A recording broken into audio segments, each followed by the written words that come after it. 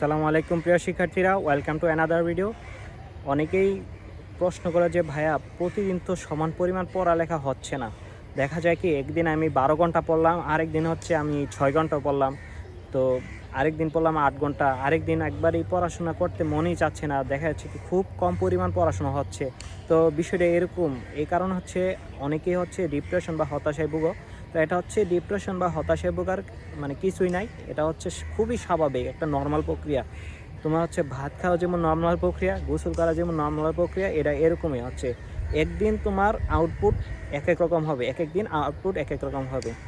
তোমার যে পড়াশোনার গ্রাফটা, এটা হচ্ছে তোমার মূল বিন্দুগামী সরলরেখা নয় যে দিন যাবে আর এটা ততই বাড়তে থাকবে, বিষয় এরকম না। এটাও হইতে পারে তোমার সাইনের গ্রাফের মতো, একবার আপ ডাউন আপ হবে আরেকবার ডাউন হবে, এটাই স্বাভাবিক।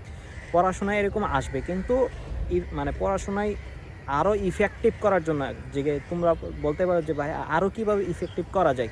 তো এক্ষেত্রে ইফেক্টিভ করার জন্য সবসময় মনে রাখবে মানে ডেইলি একটা রুটিন ফলো করা।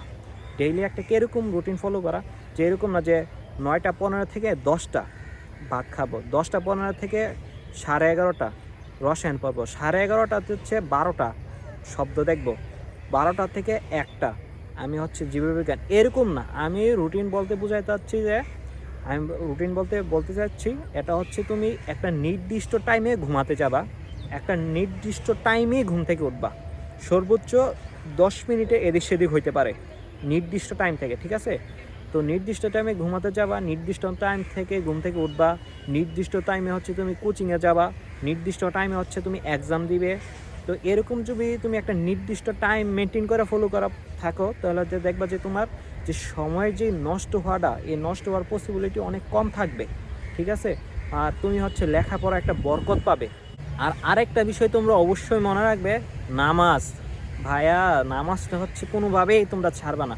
আর এডমিশন টাইমে তো নামাজটা কোনোভাবেই ছাড়া যাবে না। নামাজ পড়লে যে কী পরিমাণ বরকত কাজ করে, তোমরা যারা পড়ো না প্লিজ তোমাদেরকে অনুরোধ করে বলি, তোমরা হচ্ছে একটা সপ্তাহ 5 ওয়াক্ত নামাজ কন্টিনিউ করে দেখো, দেখবা যে তোমাদের পড়াশোনার যে গতি, তোমার যে পড়াশোনার যে ব্যাগ, এটা চেঞ্জ হয়ে যাবে ইনশাল্লাহ।